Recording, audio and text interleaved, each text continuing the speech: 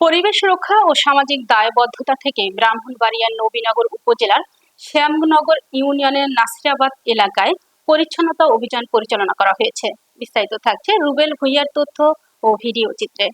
প্রত্যাশার আলো যুব আইসিটি প্রশিক্ষণ ও সেবা কেন্দ্রের উদ্যোগে নদীর তীরবর্তী পাড়ের প্রায় ১.৫ কিলোমিটার এলাকা জুড়ে এই পরিষ্কার পরিচ্ছন্নতা কার্যক্রম চালানো হয়।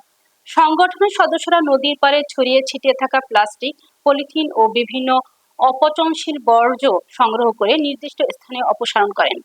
পরিচ্ছন্নতা কার্যক্রম নিয়ে প্রত্যাশার আলো যুব আইসিটি প্রশিক্ষণ ও সেবা কেন্দ্রের সভাপতি মনির হোসেন শাহিন বলেন, নদী আমাদের প্রকৃতির সম্পদ, কিন্তু অবহেলা আর অসচেতনতার কারণে নদীর পার আবর্জনায় পরিণত হচ্ছে। আমরা আমাদের সংগঠনের পক্ষ থেকে এই ১.৫ কিলোমিটার এলাকাকে দূষণমুক্ত করার উদ্যোগ নিয়েছি। সমাজ ও পরিবেশের উন্নয়নে আমাদের এই ধরনের সেবামূলক কাজ ভবিষ্যতেও অব্যাহত থাকবে।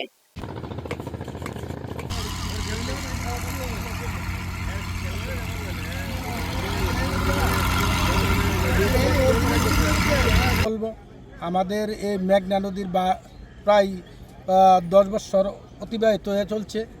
এখানে আমাদের পাশে একটা মন্দির আছে, মন্দিরে গঙ্গা ছান হয়, গঙ্গা ছানে বহুত লোক আসে, প্রায় হাজার হাজার লোক হয়। আমাদের এই সংগঠনের উদ্যোক্তা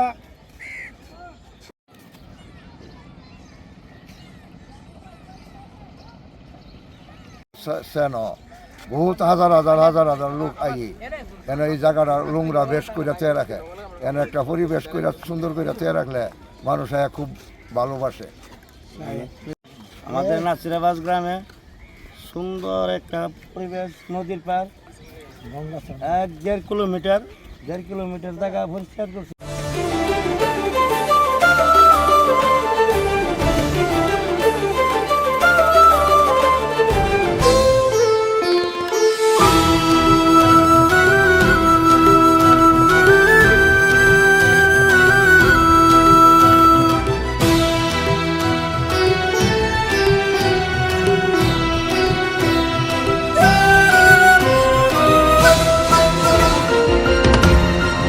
টেকনাফ থেকে তেঁতুলিয়া, রূপসা থেকে পাথুরিয়া, বিশ্বজুড়ে রূপসী বাংলা।